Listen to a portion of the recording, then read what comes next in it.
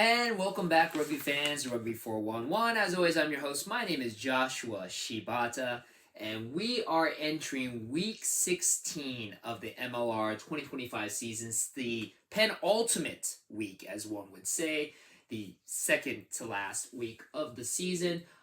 Again, everything's still on the line. Lots of things that every team, with maybe the exception of Anthem to play for, though Anthem could always be spoiler, but every other team so much to play for. Not everything will be decided technically in this week, especially home pitch advantage, which, as I mentioned in my power ranking videos, if you saw, I feel super important when it comes to the playoffs. So I feel even in the final week, you'll probably have most teams still playing as hard as possible. We have still the remnants of Storm Week in this week. So we have 6 games total. One of them is going to be on Wednesday. One team, unfortunately, has to play 2 games in the span of 4 days. So that's going to be kind of rough. May play a factor into how their playoff chances go, but we'll go into that. We'll really go into big detail on all of this. So let's get to it. So again, as you know, you can watch every game live or on demand on ESPN Plus if you're here in the United States, or internationally you can watch on the Rugby Network. Of course, if you don't want to pay for ESPN Plus, then and you're in the States, you got to wait 72 hours later to watch the replays on the Rugby Network. Otherwise, ESPN Plus, instantaneous replay pretty much right after the game. They do announce sometimes at the last minute a game or two will be on ESPN2, so be on the lookout for that. But again, most all the games are on ESPN Plus. Now, we start with Friday night footy, or at least Friday afternoon if you're on the West Coast. Friday, May 30th, 4:30 p.m. Pacific Standard Time, San Diego at Miami. A big game to kick off our weekend because a lot is riding on this game in particular. This will be taking place at the Baptist Health Community Field, which is at Chase Stadium, home to the Miami Sharks. Very interesting game. Again, like I said, lots riding on this one in particular. Very interesting between these two teams, because literally two teams in the last 7 games having inverse records. So the last 7 games, San Diego, who start off super hot, are 2-7. I'm sorry, 2-5. Last 7 games, Miami 5-2. So it's interesting how things have been switching. San Diego started off as one of the hottest teams, the last undefeated team in the league this season, to now being a team that's on the brink of playoff elimination. Miami, who struggled at the beginning of the season, now just 1 win away from clinching the playoff spot. So again, lots of indications. If Miami wins this game with a bonus point, they are in the playoffs. NOLA Gold are automatically eliminated. Now, if Miami wins with just a regular 4 points, and again, you can get a bonus point if you get 4 tries. If Miami just wins with 4 points, technically NOLA is still in the running for a playoff spot, but if NOLA loses, regardless if Miami wins or lose, Miami is automatically in the playoffs. So Miami, unfortunately, has to wait to see what happens to NOLA, but they can help themselves out. If they at least win, they can really help themselves out if they can get that all-important bonus point win. For San Diego, San Diego loses this game. They're technically not out of the playoffs yet. A lot of things still have to happen. If San Diego loses this game, LA wins their game or ties, which has happened before. LA has tied with Old Glory DC 2 seasons ago. And Seattle wins their game with a bonus point, then San Diego is automatically out of the playoffs. So again, if San Diego wins, they're good. They're still in it. They haven't clinched anything, but they're not out. If San Diego loses, they're technically not out yet, but if San Diego loses, LA wins, and Seattle wins with a bonus point, San Diego is officially out of the playoffs. So, of course, San Diego has to do their best to try to hold on to this win. Like I said, San Diego hasn't exactly been having that great of the last 7 games. San Diego, though, has played Miami twice already. They're up 2-0. They have not lost to Miami. The last time that these two played was earlier in the season. San Diego dominating Miami in San Diego 37-12. But again, that was back when San Diego was hot and Miami was not. Now the roles have reversed. Miami did lose a very tough game against RFCLA just last weekend, but before that, Miami did defeat New England, your reigning defending two-time MLR champions. So I'm just saying that Miami is still a very dangerous team and a team that's looking really, really good as we go into the playoffs. San Diego not so much. So I'm gonna say San Diego gets the win and possibly secures himself a playoff spot. Then, 6 p.m. Pacific Standard Time, Anthem Rugby Carolina going over to Zion Stadium to take on the Utah Warriors. Surprisingly, these two teams have only played each other once. Utah blew out Anthem last year, 44-19 in Carolina. Not much really to say about this game. Anthem, of course, has been eliminated from the playoffs. They're the only team so far that's been eliminated. They could, of course, play spoiler. Utah does still have a lot to play for because Utah, I'm going to pull up the rankings right now, the standings right now for the West. And as you see, very, very tight. Houston and Utah are technically tied, 48 points each. Houston technically has the tiebreaker right now because they have more points differential in the plus than Utah does. That means they've scored more points and have points scored against them.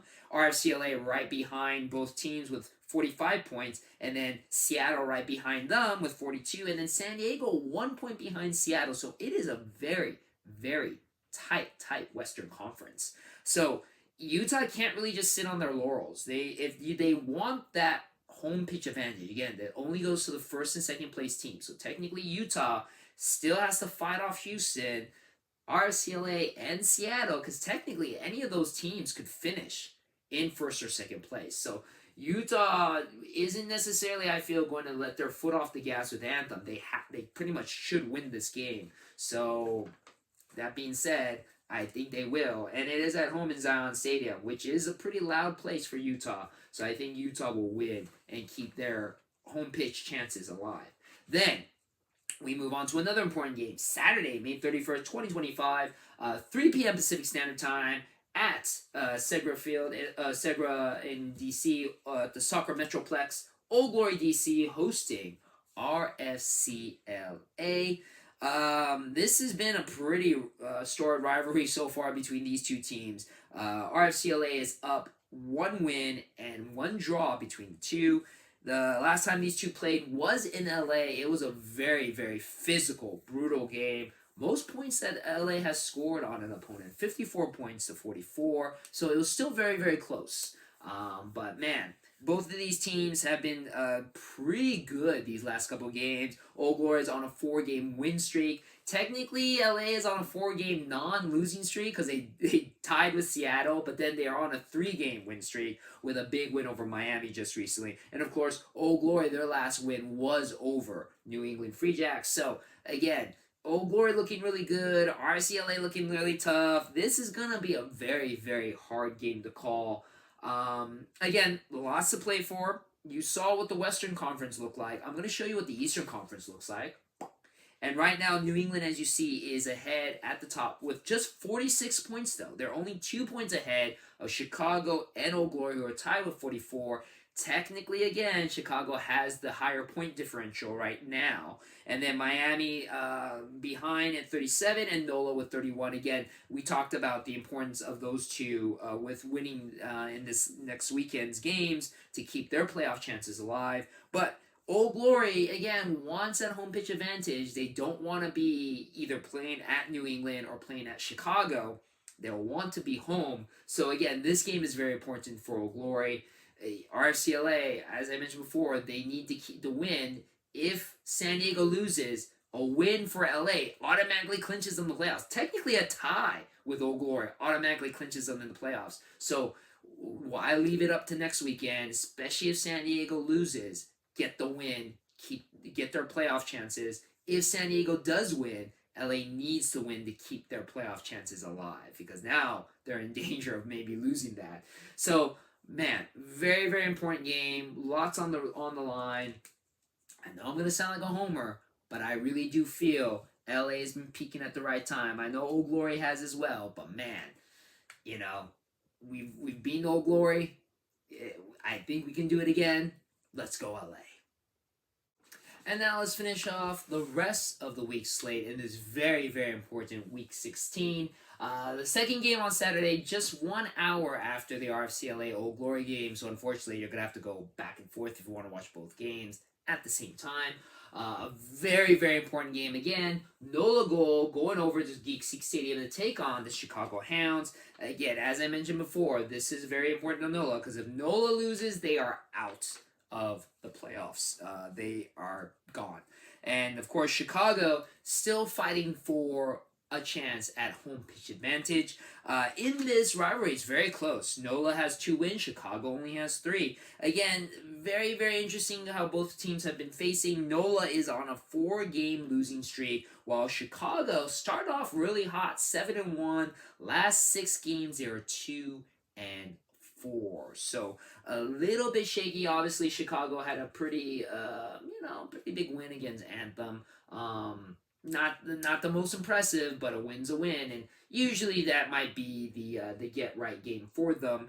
But the interesting thing about Chicago, they unfortunately are going to be the only team that's affected by this storm week. Not only do they have to play on Saturday, but then 4 days later, they gotta play on Wednesday to Houston. Now, fortunately for Chicago, they are hosting both of those games, so they get to finish at home.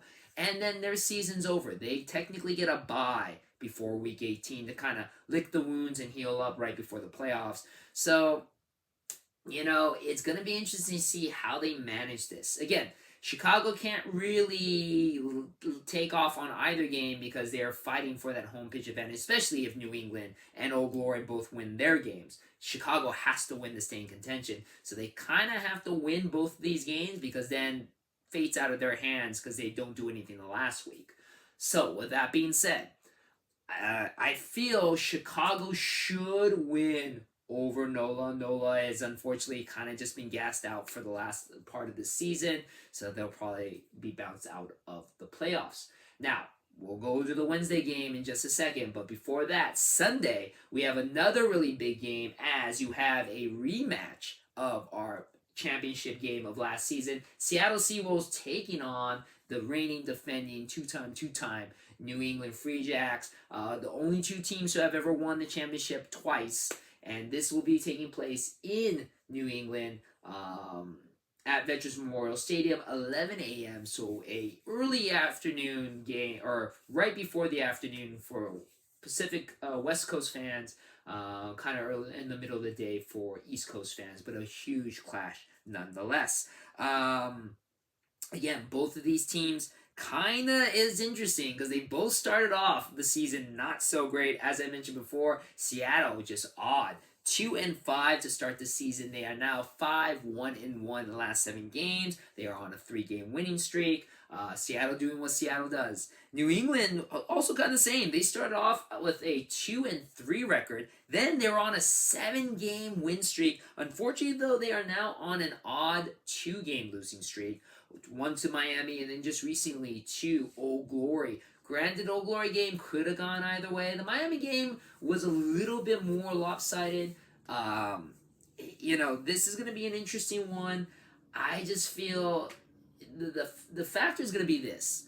Who is going to play fly half for the Free Jacks? Because we know that Dan Hollinshead, congratulations to him, has a baby on the way. He is going to be leaving the team until the playoffs to take care of the family. So that means somebody is coming out back for fly half, whether that means Filatoni Penny or possibly Jason Patros. He was interviewed just recently. Didn't want to give up too much away, but the fact that Dan Hollinshead, granted, he's having a kid. Can't really deny him from taking care of his family, but allowing him to leave means that somebody is ready to play. So who's it going to be? That might be the X factor in this game. Again, Seattle's looking really, really good. Granted, their win against Houston was kind of an odd game, but this was a really hard one to call. This was a really, really hard one to call. I'm just gonna go with the home pitch advantage, and I'm gonna say that New England gets the win here. But man, this could go either way. Now, again, Seattle needs to win this, especially if San Diego loses, and with a bonus point, mind you, to secure themselves a playoff spot. A win, technically, San Diego could technically stay in the race if San Diego wins their very last game with a bonus point to tie with Seattle, and if Seattle loses. So if Seattle gets the win with a bonus point and San Diego loses, they've clinched the playoff. So it behooves Seattle to win with a bonus point to give themselves as many points advantages as possible. If San Diego loses, Seattle has to have that bonus point win to secure a possible playoff spot. Otherwise, it technically still goes into the last week of the season. Of course, New England sitting on top of the Eastern Conference, they're fighting for home pitch advantage, which is going to be very crucial. Now, final game of the slate, like I mentioned before, Chicago has the unenviable task of having to play 2 games in the span of 4 days. Not only after they were hosting NOLA, they now have to host the Houston SaberCats. Houston SaberCats, another team, start off 5-1. Last 8 games, they are 4-4. Just recently losing to Seattle in kind of an odd game. Houston could have won that game. It wasn't for a yellow card at the very last second. Seattle was able to pull off the victory. Otherwise, it was a very defensive game. Chicago, of course, again, Chicago, last 6 games, 2-4. Possibly they could get a win against NOLA, so they'll go 3-4. But they're definitely kind of limping in the end after a 7-1 start. They do have the luxury of hosting Houston. At first I wanted to go with Houston with this, but I feel honestly Chicago could kind of pick up some steam in this. This is the last game of the season for Chicago. They have a bye for the very last week of the season, so they could throw everything they have into this game. Again, they're fighting for. They've already clinched the playoffs. They're technically trying to fight for that first or second place finish for home pitch advantage. Possibly even to try to avoid New England, at least in the first week. That's definitely going to be a tough game to play. I'm going to say Chicago wins this one. Again, another really, really close game to call. Houston, like I mentioned before, they are tied at the top with Utah. They need to win this game just to stay at least in that first or second place, because if RFCLA wins, if Seattle wins, technically both teams, well, RFCLA could technically leapfrog over Houston if Houston loses this game and doesn't get any bonus points. Seattle will be just nipping at the heels. So, again, this game's still important for Houston. They still got to try to win this one. But I think Chicago... you know what? I'm going to change it, because it's been proven. Games in that kind of short period have just never been well, even when you don't have to travel. Yeah, it's just been Storm Week's been horrible. I really feel the teams that have had to unfortunately really fight through multiple games in a short period of time tend to suffer a lot. So I'm actually going to change this pick. Live and you see it. I'm going to go with Houston in this one. And unfortunately, Chicago ends the season with a loss, and kind of they're going to leave their playoff home pitch fates into the hands of the other teams for the last week of the season. But that's how tight this season has been. I don't think I recall a season where both Eastern and Western conferences, everything was left up to literally the last 2 weeks of the season. But that's what makes this such an exciting and fun week. So, that being said, that is our Week 16 preview. I hope you enjoyed it. Again, if you're in my Super Bowl Pick'em pool, make sure you get all those picks in, and every point with that also counts as well. So, as always, thank you very much for checking out my videos. I appreciate the support, and I'll see you on the pitch.